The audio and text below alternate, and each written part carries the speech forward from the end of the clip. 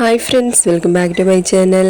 അപ്പോൾ ഇന്ന് നമ്മൾ ചെയ്യാൻ പോകുന്നത് നല്ല ടേസ്റ്റി ആയിട്ട് ഈസി ആയിട്ട് ചെയ്യാൻ പറ്റിയ ഉരുളക്കിഴങ്ങ് ബജിയാണ് കേട്ടോ. അപ്പോൾ എല്ലാവരും ട്രൈ ചെയ്ത് നോക്കുക. ഇതുപോലൊക്കെ ഉണ്ടാക്കാത്തവരാണെങ്കിൽ ഇനി ഇതുപോലെ ഒന്ന് ഉണ്ടാക്കി നോക്കാം. അപ്പോൾ അതിനായിട്ട് ഞാനിപ്പോൾ ഈ ഒരു തിക്നെസ്സിലാണ് കേട്ടോ നമ്മൾ ഉരുളക്കിഴങ്ങെല്ലാം കട്ട് ചെയ്ത് വെക്കേണ്ടത്. കട്ട് ചെയ്തിട്ട് വെള്ളത്തിൽ തന്നെ വെച്ച് വയ്ക്കണം. എന്നിട്ട് നമ്മൾ ഉണ്ടാക്കുന്ന സമയത്ത് ഒരു തുണി കൊണ്ട് നമ്മുടെ ആ നനവെള്ളമെല്ലാം ഒന്ന് തുടച്ചെടുത്തതിന് ശേഷം പിന്നെ മാവിൽ മുക്കിയിട്ട് പിന്നെ നമ്മൾ ഇട്ട് കൊടുക്കണം കേട്ടോ. അങ്ങനെയാണ് ചെയ്യേണ്ടത്. വെള്ളത്തിൽ നിന്ന് നേരെ എടുത്ത് നമ്മൾ മാവിലേക്ക് മുക്കിയെടുക്കണ്ട. അപ്പോൾ നമുക്കത് നമ്മുടെ മാവിൻ്റെ ആ ഒരു തിക്നെസ് ലൂസായി പോകും. അപ്പോൾ അതൊന്ന് ശ്രദ്ധിച്ച് നമ്മൾ റെഡിയാക്കി എടുക്കാം. ഇപ്പോൾ നമ്മൾ മാവ്, അതായത് ഞാൻ എടുക്കുന്ന ഏത് പാത്രമാണെങ്കിലും കുഴപ്പമില്ല കേട്ടോ. അപ്പോൾ ഞാനിപ്പോൾ ഒരു കപ്പ്, ഞാൻ എടുത്ത പാത്രത്തിൽ ഒരു കപ്പ് മാവ് ഇട്ട് കൊടുത്തിട്ട് കടലമാവ്, കൂടെ തന്നെ 3 ടീസ്പൂൺ അരിമാവാണ്.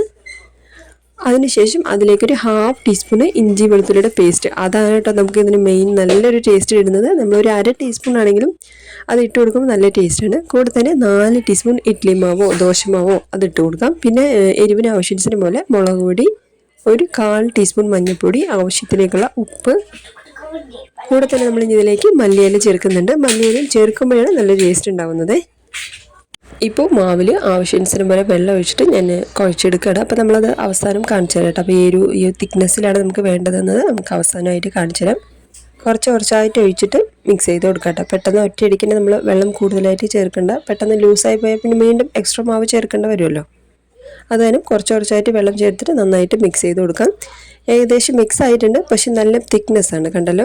അപ്പോൾ ഈ ഒരു തിക്നെസ് വേണ്ട, നമുക്ക് കുറച്ചുകൂടി വെള്ളം ഒഴിച്ചു കൊടുക്കാം. ഞാൻ കുറച്ചായിട്ട്, അതായത് 1 ഗ്ലാസ് വെള്ളം എടുത്തിട്ടുണ്ടായിരുന്നു. അതിന് മൊത്തത്തിലും വെള്ളം വേണ്ടി വന്നിട്ടുണ്ടായിരുന്നു കേട്ടോ. അത് നമ്മൾ എടുക്കുന്ന മാവിന് ആവശ്യത്തിന് പോലെയാണ് നമ്മൾ വെള്ളം ചേർക്കേണ്ടത്. അപ്പോൾ ഞാൻ തിക്നെസ് കാണിച്ചു തരാം ഏതൊരു ലെവലിലേക്കാണ് നമുക്ക് വേണ്ടതെന്ന്. അപ്പോൾ അത് മാത്രമേ നിങ്ങളൊന്ന് ശ്രദ്ധിച്ച് കഴിഞ്ഞാൽ നമുക്ക് പിന്നെ എത്ര മാവ് എടുത്താലും കുഴപ്പമൊന്നുമില്ല കേട്ടോ.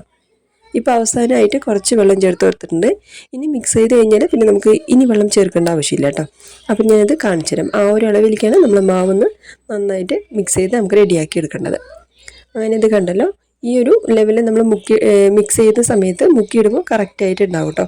ഇപ്പോൾ നമ്മൾ ഒരു 1/2 ടീസ്പൂൺ ബേക്കിംഗ് സോഡയും കൂടെ ചേർക്കുന്നുണ്ട്. ബേക്കിംഗ് സോഡ ചേർത്തില്ലെങ്കിലും കുഴപ്പമില്ല കേട്ടോ. നമ്മളിപ്പോൾ ഓൾറെഡി നമ്മൾ ഇഡ്ഡലി മാവ് ചേർത്തിട്ടുണ്ടല്ലോ. അത് കാരണം നമുക്ക് ബേക്കിംഗ് സോഡ ഇഷ്ടമില്ലെങ്കിൽ വേണ്ടെന്നുണ്ടെങ്കിൽ കുഴപ്പമൊന്നുമില്ല. അപ്പോൾ ഇതെല്ലാം കൂടി നന്നായിട്ട് മിക്സ് ചെയ്ത് കൊടുക്കാം. എണ്ണയും ചൂടായിട്ടുണ്ട്. അപ്പോൾ നമ്മൾ ഉരുളക്കിഴങ്ങ് വന്ന് ഞാൻ തുണി കൊണ്ട് തുടച്ചതിന് ശേഷമാണ് നമ്മൾ മാവിലേക്ക് മുക്കിയിടുന്നത് കേട്ടോ.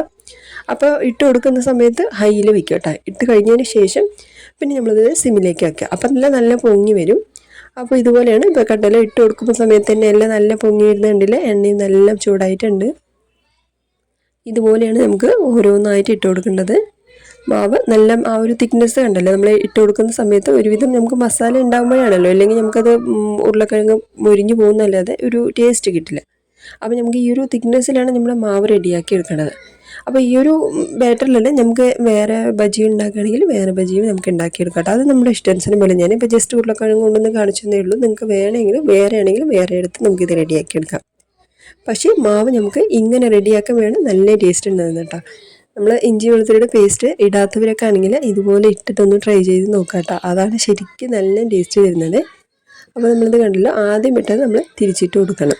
നമ്മളെല്ലാം ഇട്ട് കഴിഞ്ഞാൽ പിന്നെ സിമ്മിൽ വെക്കണം കേട്ടോ. നമ്മൾ ഉരുളക്കിഴങ്ങ് വേവാനായിട്ടുള്ള ഒരു സമയം കൊടുക്കണമല്ലോ. അപ്പോൾ അതിന് വേണ്ടി കുറച്ച് സിമ്മിൽ തന്നെ വെച്ച് അടിയിലത്തെ ഭാഗം മാത്രമാണ് പെട്ടെന്ന് കളർ ചേഞ്ച് ആയിരിക്കും. മുകളിലത്തെ ഭാഗം കളർ ചേഞ്ച് ആയിട്ടില്ലല്ലോ. അപ്പോൾ അത് തിരിച്ചിട്ട് കൊടുത്തതിന് ശേഷം നന്നായിട്ടൊന്ന് വേവിച്ച് കൊടുക്കാം. ഇല്ലെങ്കിൽ അടിയിലെ ഭാഗത്തിൽ തന്നെ നമ്മൾ വെക്കുന്ന സമയത്ത് ഒന്നുകൂടി നല്ല ഡാർക്ക് കളറായിട്ട് പോകും. അപ്പോൾ എല്ലാം ഇട്ട് കൊടുത്തതിന് ശേഷം തിരിച്ചിട്ട് കഴിഞ്ഞാൽ മുകളിലെ ഭാഗം കറക്റ്റായിട്ട് കളർ ചേഞ്ച് ആവുകയും ചെയ്യും. ഉരുളക്കിഴങ്ങ് നല്ല കറക്റ്റായിട്ട് വെന്ത് വരികയും ചെയ്യും. അപ്പോൾ അത് കാരണമാണ് നമ്മൾ ആദ്യം ഇട്ട് കൊടുക്കുന്ന സമയം വരയ്ക്കും നമ്മളത് അങ്ങനെ വെച്ചതിന് ശേഷം എല്ലാം ഇട്ട് കഴിഞ്ഞതിന് ശേഷം പിന്നെ നമ്മൾ തിരിച്ചിടുമ്പോൾ കറക്റ്റായിട്ട് കളർ എല്ലാം ഒരേ രീതിക്ക് നമുക്ക് ആവുകയും ചെയ്യും. അതുപോലെ തന്നെ ഉരുളക്കിഴങ്ങും കറക്റ്റായിട്ട് വെന്ത് വരികയും ചെയ്യും. അങ്ങനെ ഇതുപോലെയാണ് നമ്മുടെ ബജ്ജി റെഡിയാക്കി എടുക്കേണ്ടത് കേട്ടോ. അടിപൊളി ടേസ്റ്റാണ്. ചായ തിളയ്ക്കുന്ന നേരെ ഉള്ളൂ കേട്ടോ. പെട്ടെന്ന് റെഡിയാക്കി എടുക്കാം. നമ്മൾ മാവ് ഒന്ന് മിക്സ് ചെയ്യുന്ന സമയം മാത്രമേ ഉള്ളൂ കേട്ടോ. ബാക്കിയെല്ലാം എളുപ്പമാണല്ലോ. അപ്പം ഇനിയിപ്പോൾ വാഴക്ക വേണം, അല്ലെങ്കിൽ മുളക് വേണം, അതൊന്നുമില്ല. വീട്ടിൽ ഉരുളക്കിഴങ്ങ് ഉണ്ടെങ്കിൽ നമുക്ക് ചായയൊക്കെ തിളയ്ക്കുന്ന സമയം കൊണ്ട് തന്നെ നമുക്ക് ഈ ഒരു അടിപൊളി സ്നാക്സ് റെഡിയാക്കി എടുക്കാം കേട്ടോ.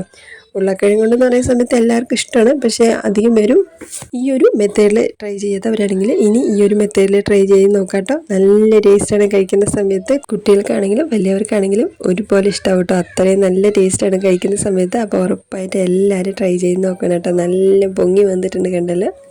നല്ല സോഫ്റ്റ് ആയിട്ട് ഉണ്ടാവും കേട്ടോ. നമുക്ക് ഉള്ളിൽ ഭാഗം നല്ല ക്രിസ്പി ആയിട്ടും ശരിക്കും നല്ല ടേസ്റ്റാണ് കേട്ടോ. കഴിക്കുന്ന സമയത്ത് ട്രൈ ചെയ്യാത്തവരൊക്കെ ആണെങ്കിൽ ഇനി ഇതുപോലെ ഒന്ന് ട്രൈ ചെയ്ത് നോക്കണം. കൂടെ തന്നെ ചാനലൊക്കെ ഒന്ന് സബ്സ്ക്രൈബ് ചെയ്യാനും ലൈക്ക് ചെയ്യാനും കമൻറ്റ് ചെയ്യാനും ഷെയർ ചെയ്ത് കൊടുക്കാനും മറക്കല്ലേ.